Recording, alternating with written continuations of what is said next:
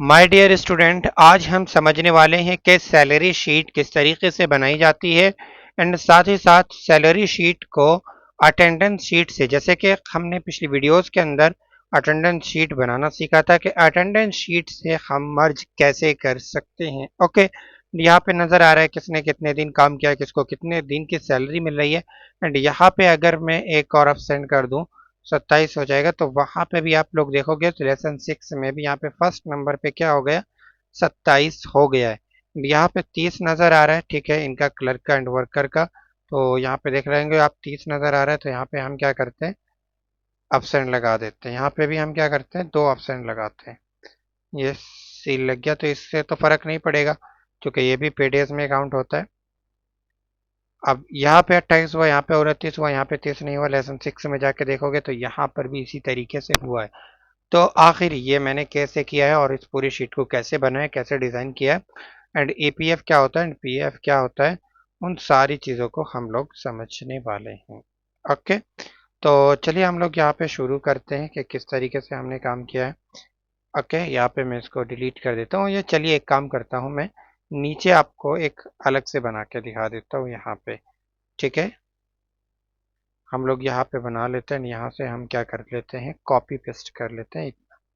ठीक है, control C, and ये जो है हम यहाँ पे पेस्ट कर लेंगे,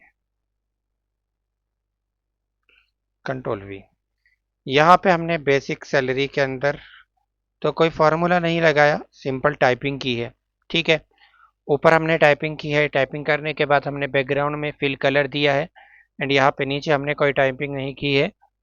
ठीक है, तो यहाँ पे तो कोई भी फार्मूला नहीं लगाया, तो आपको टाइपिंग करना अच्छे से आता है, वो आप यहाँ पे कर लेंगे। ठीक है, ताकि वक्त बचे इसलिए मैंने ये डिज़ाइन पहले से ही तैयार कर लिया और इसीलिए मैंने कॉपी कर लिया।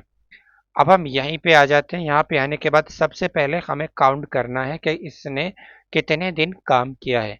यहाँ पे बेसिक सैलरी इनकी 45,000 है, लेकिन कितने दिन इन्होंने काम किया है, 30 दिन अगर ये काम करेंगे तो तभी तो इनको 45,000 मिलेंगे।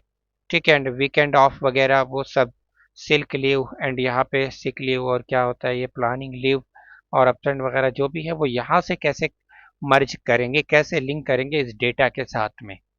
ठीक है, तो हम लोग लेसन 6 पे आ जाते हैं, एंड यहाँ पे हम इक्वल के साइन लगाते हैं, एंड लेसन 5 पे आते हैं और यहाँ पे डेज पे सिलेक्ट करते हैं। तो इस तरीके से आपको ये डांसिंग एंट यानी कि चिंटिया सी नज़र आ जाएंगी चलती हुई। और यहाँ पे आपको फार्मूला बार में भी कुछ नज़र आ रहा होगा, यहीं पे कर्सर रखिएगा और एंटर बटन प्रेस कर दीजिएगा। अब ये लिंक हो गया, डबल क्लिक करो, वहाँ का जो डेटा था वो पूरा यहाँ पे ऑटोमेटिकली आ जाएगा। एंड अगर आप यहाँ पे जाके जाके इनकी ये एब्सेंट है तो इनको आप प्रेजेंट बना देते हो, इनको भी आप यहाँ पे क्या कर देते हो, प्रेजेंट बना देते हो। ठीक है, एंड यहीं पे आते हैं हम लोग प्रेजेंट, तो यहाँ पे 29 हो गया, वहाँ पे भी 29 हो जाएगा। एंड इसको भी मैं क्या करता हूँ, प्रेजेंट बना देता हूँ। अब मैं यहाँ पे आऊँगा तो यहाँ पे आप लोगों को नज़र आ रहा होगा पहले नंबर पे क्या आ गया, 30। अब हम यहीं पे आ जाते हैं, यहाँ पे हम एक फार्मूला अप्लाई करेंगे इक्वल टू का, यानी जितने दिन की इसने काम किया है उतने दिन की ही तनख्वाह यहाँ पर निकल करके आ जाए, सैलरी निकल के आ जाए। तो उसके लिए हम इक्वल का साइन लगाएंगे, बेसिक सैलरी वाले कॉलम को सिलेक्ट करेंगे।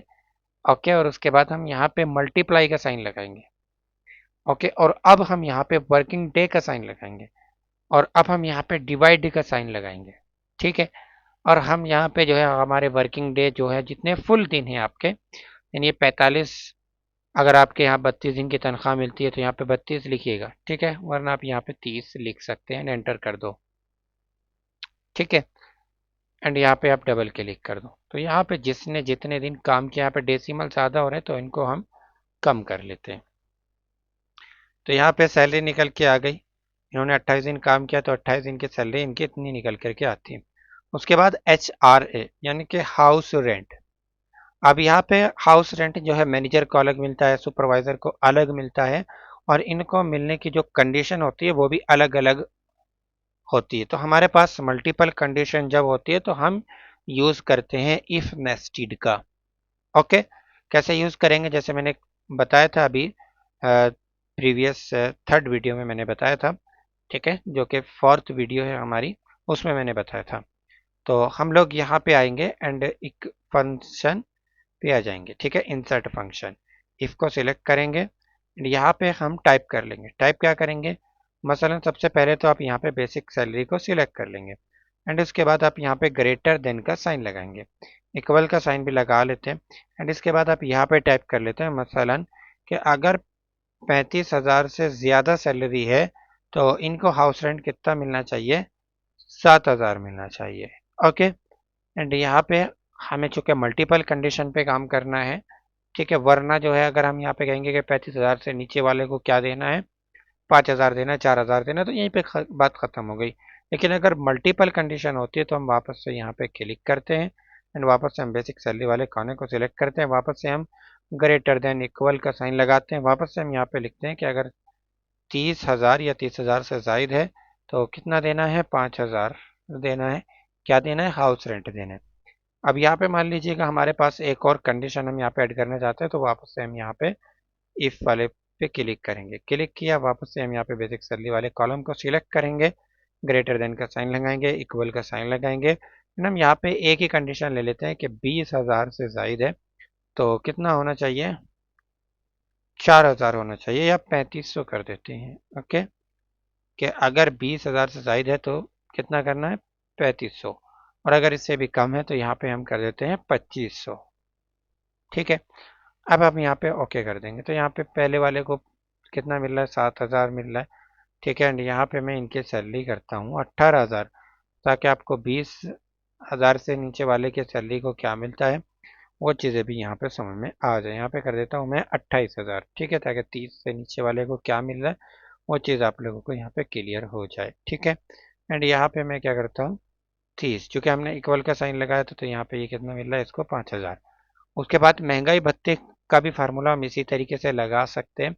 ठीक है, यहाँ पे इस फार्मूले को आप चाहे तो कॉपी पेस्ट कर लें, कंट्रोल सी एंड स्केप से आप लोग बाहर आ जाइएगा एंड यहाँ पे आके कंट्रोल वी बटन प्रेस करिएगा एंड यहाँ पे अगर आपको कंडीशन अलग ऐड करनी है, मसलन जिनके 35,000 से जायद है उनको महंगाई भत्ता मिलना चाहिए 9,000, ठीक है, चूँकि महंगाई ज़्यादा बढ़ रही है।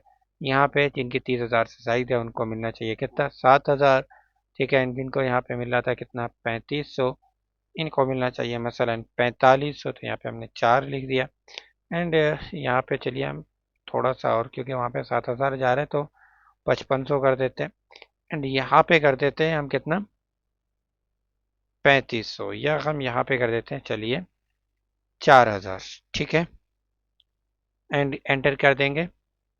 तो बस हमने अमाउंट चेंज किया, ये डीए क्या होता है, महंगाई भत्ता होता है।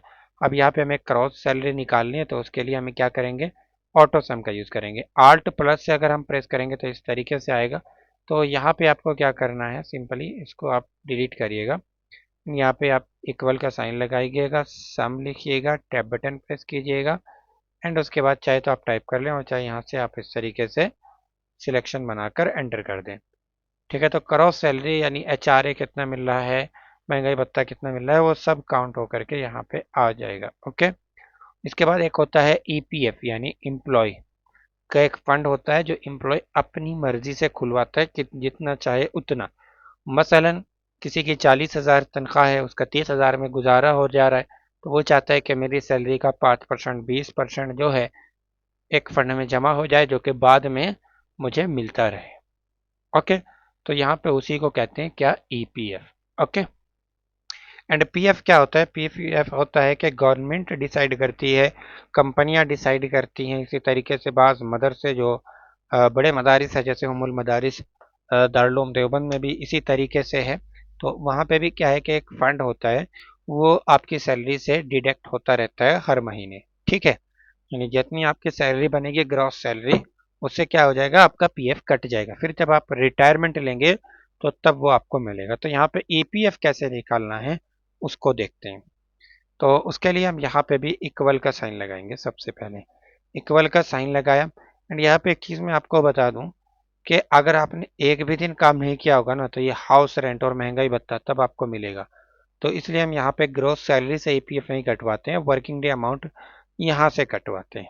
ठीक है, अब आपने यहाँ पे ये सबसे पहले इक्वल का साइन लिया, फिर उसके बाद अपना सेल सिलेक्ट कर लिया। अब इसके बाद आप क्या करोगे, यहाँ पे आप मल्टीप्लाई का साइन लगाओगे। ठीक है, कितना चाहिए आपको 5%, तो यहाँ पे 5 लिखो एंड परसेंटेज का साइन लगा दो और एंटर बटन प्रेस कर दो। तो इनका ईपीएफ कितना कटेगा, 2250।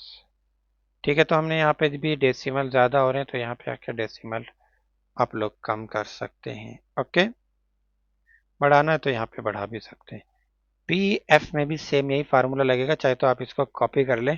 बस एक फ़र्क आएगा, चूँकि यहाँ पे 5% है, वहाँ पे 10% है, तो वो आप एडिट भी कर सकते हैं। कैसे एडिट करेंगे, यहाँ पे आओ एंड डबल क्लिक करो एंड यहाँ पे कंट्रोल वी करो एंड यहाँ पे 5 आ रहा है तो यहाँ पे आप लिखिएगा 10 एंड यहाँ पे एंटर बटन आपको प्रेस करना है।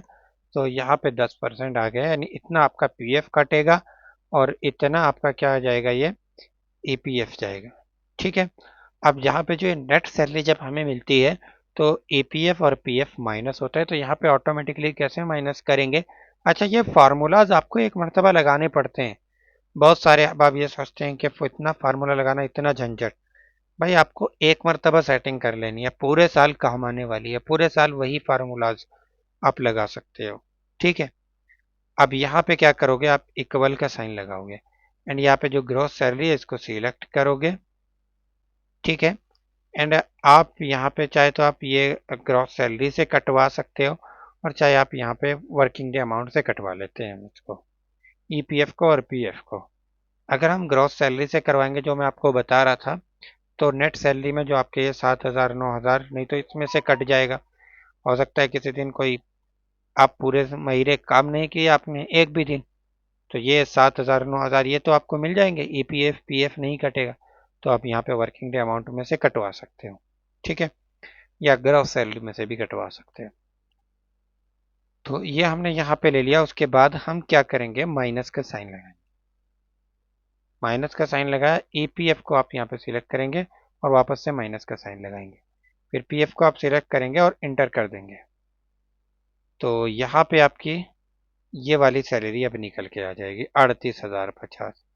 लेकिन अब आपका ये HRA 9,000 ये काउंट नहीं हो रहा है, ये वाला इशू यहाँ पे आएगा। तो अब हम यहाँ पे क्या करेंगे,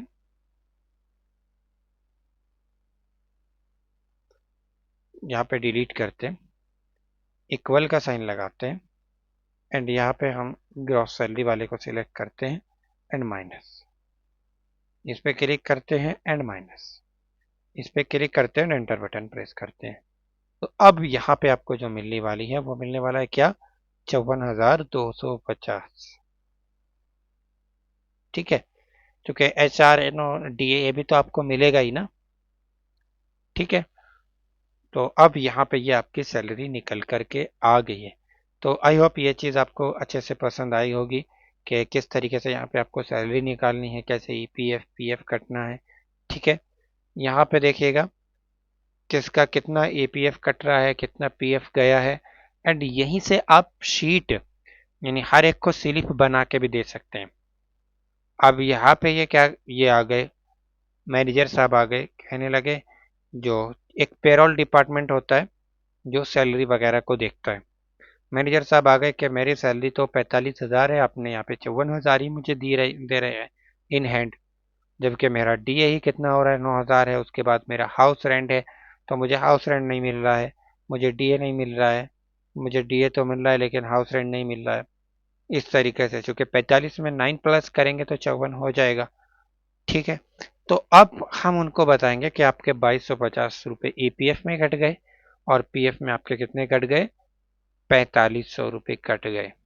तो कुल मिलाकर के 7,000 के करीब आपके कट गए हैं, एक फंड में जमा हो गया, तो इस वजह से आपको इतना मिल रहा है। ओके, चलिए मिलते हैं इंशाल्लाह नेक्स्ट वीडियो में। आई होप आप इसको समझ गए होंगे अच्छे से।